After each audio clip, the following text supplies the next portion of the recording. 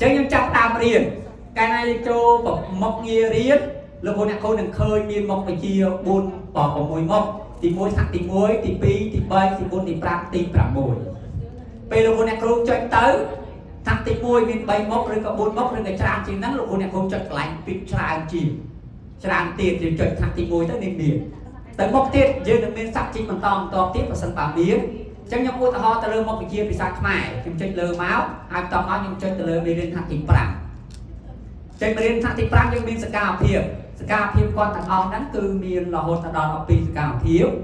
បាទសកម្មភាពទី1គឺសកម្មភាពមើលវីដេអូដោយទម្រង់ចាស់ដដែលបាទពេលយើងចុចទៅនឹងមានវីដេអូបែបហ្នឹងអញ្ចឹងមានលោកអ្នកគ្រូកំពុងតែចាប់ផ្ដើម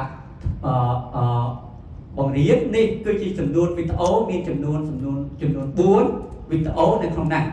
បាទហើយនឹងនីតិវាចាប់តាម record វាខុសពីអាមុនណាមុនវាមានផ្ទាំងព័ត៌មានកន្លែងនេះជំរាបឥឡូវគេដូរវាមករូបរាងខាងលើវិញម្ដង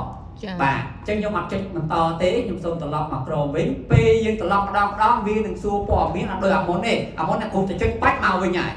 ឥឡូវយើងឲ្យគាត់សួរសិនថាតើគាត់ពិតជាចង់ចាក់ចេញពីកន្លែងហ្នឹងអត់បើគាត់ថាគាត់ពិតជាចង់ចាក់ចេញចុចបាក់ឬក៏ចាក់មកងារហ្នឹងវាខុសពីមុននៅកន្លែងហ្នឹងទី2ខ្ញុំចូលដល់កន្លែងស្ដាប់និងថាតាមស្ដាប់កន្លែងស្ដាប់ថាតាមលើកមុននៅក្នុងប្រព័ន្ធ PHP ចាស់ដែលឧបករណ៍ដែលគាត់ប្រើ iOS ទាំងអស់គឺអត់ដំណើរការទេប៉ុន្តែប្រព័ន្ធថ្មីនេះគឺដំណើរការទាំងអស់ទាំង Android បាទទាំងអស់ណាបាទទាំងឧបករណ៍មួយណាក៏អាចថាស្ដាប់ថាតាមនឹងបានដែរយល់ហើយណាអូខេបាទអញ្ចឹងកន្លែងហ្នឹងកន្លែងនេះគឺកន្លែងដែលយើងដាក់ផ្ដល់ជាចម្លើយឲ្យគាត់បើគាត់អានហើយនៅតែមិនត្រូវអញ្ចឹងពេលអានហ្នឹងយើងលើកទឹកចិត្តចង់លើកគ្រូអ្នកគ្រូឲ្យគាត់រៀនវឹកហាត់នៅផ្ទះតែនៅក្នុងថ្នាក់គាត់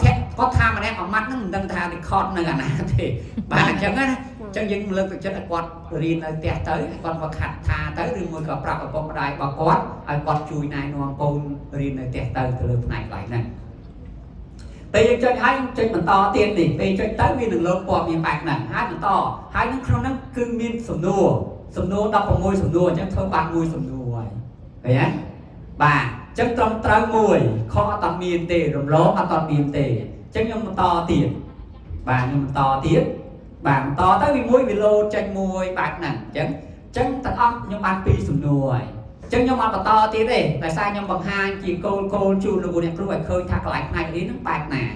បាទបន្តមកខ្ញុំចាប់ចេញវាសួរដដែលខ្ញុំចូលដល់សកម្មភាពទី2សកម្មភាពទី2នេះបាទអញ្ចឹងយើងមើលរូបភាពអញ្ចឹងយើងចុចទៅឲ្យគាត់ស្ដាប់ទៅឮសំឡេងបែបណាគាត់ស្ដាប់ចុចតាមហ្នឹងទៅបាទអញ្ចឹងបាត់ខុសវាលោកព័ត៌មានបែបហ្នឹងហើយចុចបន្តមកទៀតមកវាចេញជាសំណួរបន្តទៀតបាទអញ្ចឹងខ្ញុំចុចបន្តទៀតមកបាទត្រឹមត្រូវអញ្ចឹងបាន2សំណួរដែរ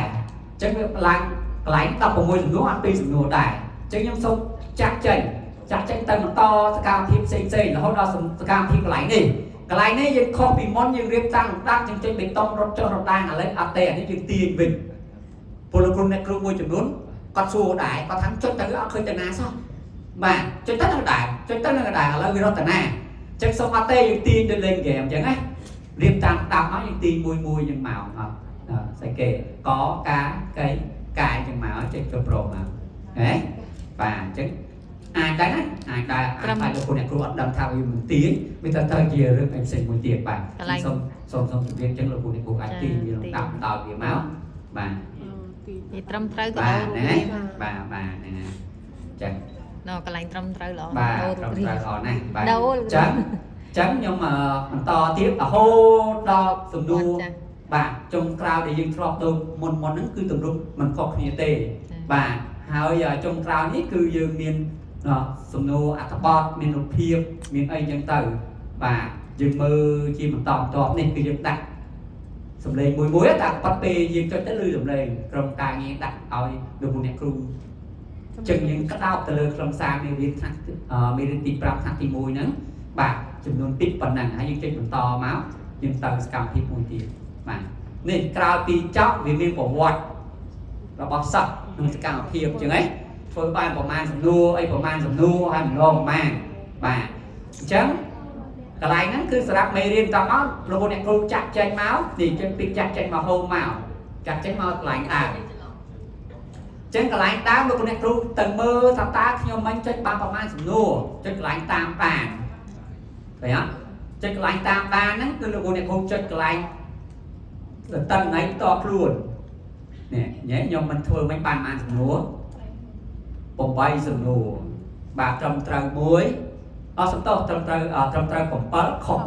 1ចឹងនេះវានឹងបង្ហាញព័ត៌មាននេះព័ត៌មានទាំងអស់ខាងក្រោមហ្នឹងដែលខ្ញុំបានចុចហ្នឹងនេះចឹងអាកន្លែងហ្នឹងគឺគាត់តែបង្ហាញទេកន្លែងរៀនគាត់តែបង្ហាញពីចំនួននេះគាត់បង្ហាញចំនួនខុសគេក៏អត់តាមបានដល់ហ្នឹងទេអញ្ចឹងកន្លែងនេះខ្ញុំសូមជម្រាបថាកន្លែងរៀនយើងមើលព័ត៌មានគឺកន្លែងតាមបាទកន្លែងតាមមើលកន្លែងតន័យ